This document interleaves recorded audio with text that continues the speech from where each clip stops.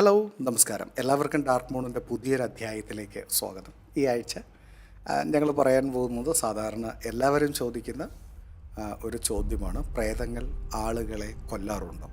ഇന്ന് എന്നെ കാണാനായിട്ട് ഒരു കുടുംബം വന്നിരുന്നു. കഴിഞ്ഞ ദിവസങ്ങളിൽ അവരുടെ കുടുംബത്തിലൊരു ആക്സിഡൻ്റൽ ഡെത്ത് ഉണ്ടായി. അപ്പോൾ അതിൻ്റെ എന്തൊക്കെയോ ചടങ്ങുകൾക്ക് വേണ്ടി ഈ ഭാവിയൊക്കെ പറയുന്ന വ്യക്തികളെ സമീപിച്ചപ്പോൾ അവർ പറഞ്ഞതെന്ന് പറഞ്ഞു കഴിഞ്ഞാൽ പ്രേതാത്മാക്കളുടെ സാന്നിധ്യം ആ വീട്ടിലുണ്ട്. അതിലേതോ ഒരു പ്രേതാത്മാവിൻ്റെ അവർ വ്യക്തമായി ചില ഐഡൻറ്റിഫിക്കേഷനൊക്കെ പറഞ്ഞു, പക്ഷേ ഞാനതിവിടെ പറയുന്നില്ല. അതിലൊരു പ്രേതാത്മാവിൻ്റെ ഇൻഫ്ലുവൻസാണ് ആ കുടുംബത്തിൽ ആക്സിഡൻ്റൽ ഡെത്ത് ഉണ്ടാകാൻ കാരണം. ഇനിയും പല അപകടങ്ങളും ആ വീട്ടിലുണ്ടാകും. അതിനുവേണ്ടി കുറേ കാര്യങ്ങൾ ചെയ്യണമെന്ന് അവരെ ചട്ടം കെട്ടുകയുണ്ടായി.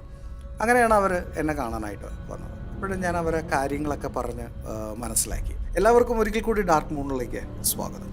പ്രേതാന്വേഷികളെല്ലാം അത്യാവശ്യം ഭയക്കുന്ന ഒരു സംഭവമാണ്. എന്തെങ്കിലും ഒരിക്കൽ അവർക്ക് പ്രേതോപദ്രവം ഏൽക്കേണ്ടി വരുമെന്നുള്ളത്.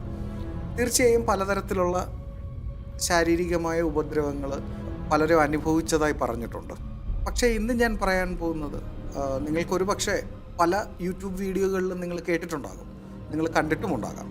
TV ചാനലുകളിലെല്ലാം പ്രേതാന്വേഷണത്തിൽ പ്രശസ്തനായിരുന്ന ഗൗരവ് തിവാരിയുടെ മരണത്തെ പറ്റിയാണ്. ഇന്ത്യൻ പാരാനോർമൽ സൊസൈറ്റിയുടെ സ്ഥാപകൻ. ഇന്ത്യയിൽ ശാസ്ത്രീയമായി പ്രേതാന്വേഷണം നടത്തുന്നതിന് ആളുകൾക്ക് പരിശീലനം നൽകുന്നതിന് വേണ്ടിയും പിന്നെ ഇത്തരം അന്വേഷണങ്ങൾ നടത്തുന്നവരെ ഏകോപിപ്പിച്ചുകൊണ്ട് മറ്റ് വിഷയങ്ങളിൽ റിസർച്ച് ചെയ്യുന്നതിന് വേണ്ടി സൗകര്യമുള്ള ഒരു സംഘടനയാണ് പാരാനോർമൽ സൊസൈറ്റി. അത് സ്ഥാപിച്ചത് ഗൗരവ് തിവാരിയാണ്. ഇദ്ദേഹത്തെക്കുറിച്ച് അറിഞ്ഞൂടാത്ത വ്യക്തികൾ ചുരുക്കമായിരിക്കും. ലോകപ്രശസ്ത പല ടെലിവിഷൻ ഷോകളിലും ഇദ്ദേഹം പ്രത്യക്ഷപ്പെട്ടിട്ടുണ്ട്. 32ാമത്തെ വയസ്സിൽ വീട്ടിലെ കുളിമുറിയിൽ കുളിക്കാൻ കയറി പിന്നെ ആ വീട്ടുകാർ വാതിൽ ചവിട്ടി പൊളിച്ച് നോക്കുമ്പോൾ കാണുന്നത് ഗൗരവ് തിവാരി എന്ന വ്യക്തി കിടന്ന് പിടയുന്നതാണ്. ആത്മഹത്യയാണെന്ന് പോസ്റ്റ്മോർട്ടം റിപ്പോർട്ടിൽ പറയുമ്പോഴും പോലീസിന് വേണ്ടത്ര എവിഡൻസുകൾ അവിടെ കളക്ട് ചെയ്യാൻ കഴിഞ്ഞില്ല. അതുകൊണ്ട് തന്നെ ബഹുഭൂരിപക്ഷം ആൾക്കാരും വിശ്വസിക്കുന്നത് അദ്ദേഹത്തെ പ്രേതാത്മാക്കൾ കൊന്നുകളഞ്ഞു എന്നാണ്. പൈലറ്റ് ആകണമെന്ന മോഹവുമായി വിദേശത്തേക്ക് ചെന്ന അദ്ദേഹം താമസിച്ച വീട്ടിലുണ്ടായ ചില അനുഭവങ്ങളാണ് പ്രേതാത്മാക്കളെക്കുറിച്ചുള്ള അന്വേഷണത്തിലേക്ക് വഴിതിരിച്ചു വിടുന്നത്. പിന്നീട് അവിടെയുള്ള വ്യത്യസ്തമായ പാരാനോർമൽ സൊസൈറ്റികളും പാരാനോർമൽ ഇൻവെസ്റ്റിഗേറ്റേഴ്സുമായി ചേർന്നും ഇതിനെപ്പറ്റി പൂർണ്ണമായി പഠിക്കുകയും അതിനുവേണ്ട ശാസ്ത്രീയ മാർഗങ്ങൾ അവലംബിക്കുകയും ചെയ്ത വ്യക്തിയാണ് ഗൗരവ് തിവാരി. ഇദ്ദേഹത്തിൻ്റെ അന്വേഷണങ്ങൾക്കൊരു പ്രത്യേകതയുണ്ട്. രാവിലെ എഴുന്നേറ്റ് ചെന്നിച്ചിട്ട് പറയുകയല്ല ഇവിടെ പ്രേതമുണ്ടെന്ന്, അതിന് വ്യക്തമായ എവിഡൻസ് കളക്ട് ചെയ്യാൻ അദ്ദേഹം പരിശ്രമിക്കാറുണ്ട്. ഡൽഹിയിൽ ഇതിനായി അവർ ഓഫീസുകൾ തുറന്നു. തുടങ്ങിയ ദിവസങ്ങളിൽ തന്നെ അത്ഭുതാവഹമായ കോളുകളാണ് അവരെ തേടി എത്തിക്കൊണ്ടിരുന്നത്.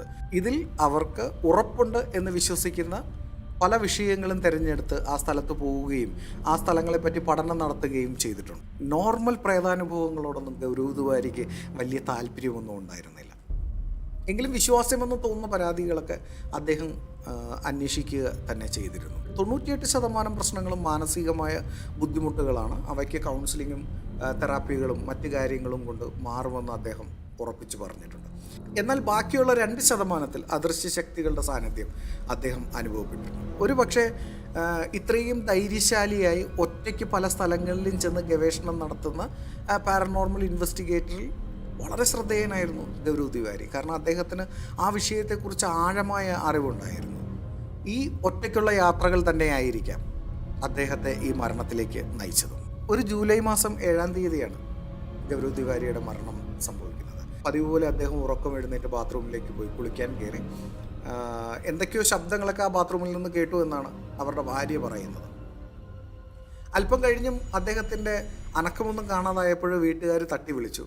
മറുപടിയൊന്നും കേട്ടില്ല. പരിഭ്രാന്തരായ അവർ കുളിമുറിയുടെ വാതിൽ തള്ളി തുറന്ന് അകത്തേക്ക് നോക്കിയപ്പോൾ തറയിൽ വീണ് കിടക്കുന്ന ഗൗരവ് തിവാരിയാണ് കണ്ടത്. അദ്ദേഹത്തിൻ്റെ ഭാര്യയുടെ നിലവിളി കേട്ട് അയൽവാസികളെല്ലാം വന്നു. അവരെല്ലാം കൂടി ചേർന്ന് അദ്ദേഹത്തെ ആശുപത്രിയിൽ എത്തിച്ചെങ്കിലും രക്ഷിക്കാനായില്ല. ഹൃദയസ്തംഭനം മൂലമാണ് ഗൗരവ് മരിച്ചതെന്നായിരുന്നു ഡോക്ടർമാർ ആദ്യം കരുതിയത്. എന്നാൽ പോസ്റ്റ്മോർട്ടം റിപ്പോർട്ടിൽ അതിന് വേണ്ട തെളിവുകളൊന്നും കിട്ടിയില്ല. പോലീസ് പറയുന്നു ഇത് ആത്മഹത്യയാണ്. കാരണം അദ്ദേഹത്തിൻ്റെ കഴുത്തിൽ ഒരു കറുത്ത പാടുണ്ടായിരുന്നു. അത് കഴുത്തിൽ റോപ്പ് ചുറ്റി ആത്മഹത്യക്ക് ശ്രമിച്ചു എന്നാണ് പോലീസ് പറയുന്നത്. പിന്നെ കൊലപാതകമാണെന്ന് പറയുന്ന ഒരു വിഭാഗവുമുണ്ട്. ആര്യ എന്ന് പറഞ്ഞു കഴിഞ്ഞാൽ ഗൗരവിൻ്റെ ഭാര്യയുടെ പേരാണ്. പുള്ളിക്കാരിയുടെ പിതാവുമായി വാക്ക് തർക്കമുണ്ടായിരുന്നുവെന്നും അതിൽ കുറച്ച് പ്രശ്നങ്ങളുണ്ടായിരുന്നുവെന്നും പോലീസ് പറഞ്ഞിരുന്നു. അതിൻ്റെ പേരിൽ ഇരുവരെയും മണിക്കൂറുകളോളം ചോദ്യം ചെയ്തെങ്കിലും കാര്യമായ തെളിവുകളൊന്നും ലഭിച്ചില്ല. ആര്യയ്ക്ക് ഒരു കാര്യം പറയാനുണ്ടായിരുന്നു. മരിക്കുന്നതിന് കുറച്ച് ദിവസങ്ങൾക്ക് മുമ്പ് തന്നെ ഏതോ അദൃശ്യ ശക്തികൾ ഗൗരവിനെ പിന്തുടരുന്നതായി ഗൗരവിന് അനുഭവിച്ചറിയാൻ കഴിഞ്ഞു. അത് ആര്യയോട് പറഞ്ഞിട്ടുണ്ട്. പിന്നെ മരിക്കുന്നതിന് 2-3 ദിവസം മുമ്പ് അദ്ദേഹം ഡൽഹിയിലെ ഒരു വീട്ടിൽ പ്രേത സാന്നിധ്യമുള്ളതായി തിരിച്ചറിഞ്ഞ് അവിടെ സംഘങ്ങളോടൊപ്പം അന്വേഷണത്തിന് ചെന്നിരുന്നു. അവിടെ ആത്മാവിൻ്റെ സാന്നിധ്യം കണ്ടെത്തിയെങ്കിൽ അവയോടൊന്നും ഇവർക്ക് കമ്മ്യൂണിക്കേറ്റ് ചെയ്യാൻ പറ്റില്ല. പക്ഷെ അവിടെ നിന്ന് മടങ്ങി വന്ന ഗൗരവിൻ്റെ ജീവിതത്തിൽ ഒരു ട്വിസ്റ്റ് ഉണ്ടാകുന്നുണ്ട്. അത് സുഹൃത്തുക്കളെല്ലാം പറയുന്ന റെക്കോർഡ്സിലുണ്ട്. ഗൗരവ് മരിക്കുമ്പോൾ കഴുത്തിൽ കണ്ട ആ കറുത്ത പാടുകളെക്കുറിച്ച് മുൻപെപ്പോഴോ ഗൗരവ് പറഞ്ഞിരുന്നതായി ആ കുടുംബം പറയുന്നുണ്ട്.